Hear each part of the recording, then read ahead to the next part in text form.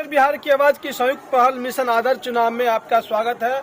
अभी हम विद्यापति प्रखंड में हैं और यहाँ के लोगों से यह जानने का प्रयास कर रहे हैं इस बार का जो लोकतंत्र है, इस बार की जो पंचायती राज व्यवस्था है, जहाँ चुनाव होना है, तो यहाँ जो चुनाव होगा ये धन बल या फिर जनबल के आधार पे हो रहा है। बहुत जगह चुनावों में ऐसा देखा जाता है कि जनबल से ज्यादा धनबल काम कर रहा है, मतलब कि रुपया पैसा पर चुनाव हो रहा है। तो मिशन आदर्श चुनाव का एकमात्र उद्देश्य लोकतंत्र की जो खुदरंग है उसको बचाए रखना है, ताकि जो है पंचायती राज व्यवस्था मजबूत हो सके, लोकतंत्र में की जो चार चांद लगा हुआ है वो बना रह सके। तो ऐसे में यहाँ के कुछ जनता जनार्दन है जो लोकतंत्र के निर्माता है, विधाता है, इनसे हम जानेंगे कि यहाँ के चुनाव में जनप्रतिनिधि लोग धनबल का प्रयोग कर रहे हैं या फिर जनबल के आधार पर मतदान के लिए प्रेरित कर रहे हैं। कुछ लोग हैं, उनसे हम जानने का प्रयास करेंगे।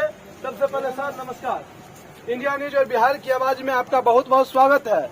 हम चैनल के माध्यम से ये जानने का प्रयास करते हैं जो आपका जो मनियारपुर पंचायती राज है, मनियारपुर जो क्षेत्र है, यहाँ के जो है राजनेता हैं, यहाँ के जो पंचायती राज के जो प्रतिनिधि हैं, या धनबल के आधार पर चुनाव लड़ रहे हैं या जनबल के आधार पर, यह बताने का प्रयास करें।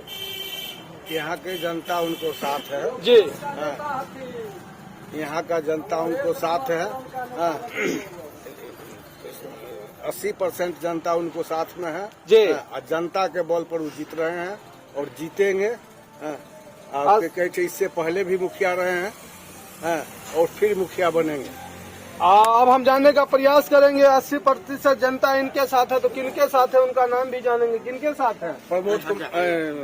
रूपम कुमारी के साथ। रूपम कुमारी के साथ है।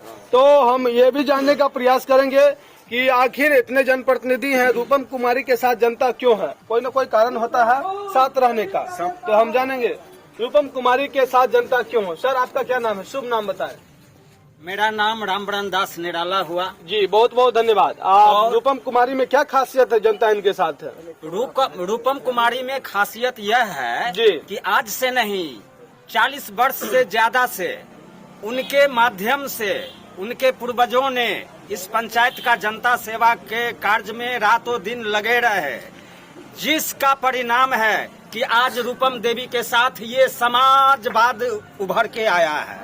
समाजवाद उभर के आया है। समाजवाद को यदि हम परिभाषित करें तो जनता के प्रति सोच को ही समाजवाद कहा जाता है। जनता के प्रति सहानुभूति, जनता के प्रति लगाव और जनता के सुख दुख में साथ जो रहे, उसी को समाजवादी कहा जाता है। तो समाजवाद के क्षेत्र में क्या सब काम किए हैं, जैसे कि रोड, शिक्षा के क्षेत्र में, स्वास्थ्य के क्षेत्र में, इसमें भी हम बातचीत करेंगे, ताकि संसार में जितने भी पंक्तियां हैं, शिक्षा उसमें सबसे बढ़कर प्रत्याशी है। अभी तक शिक्षा के क्षेत्र में क्या सब कार्य किए हैं सर?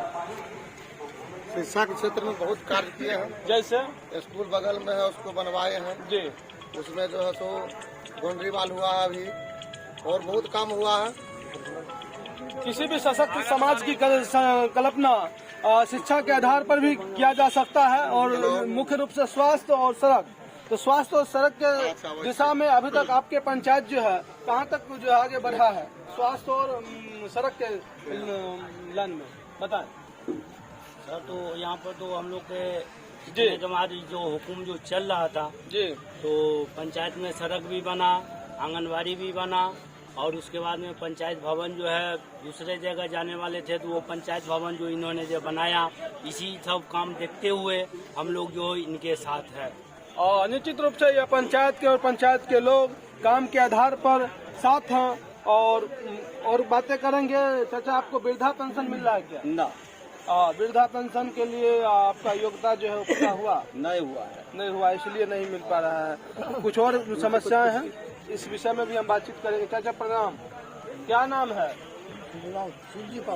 इस बार मतदान का जो आधार है वो क्या बना है? मतदान कौन आधार पे करेंगे?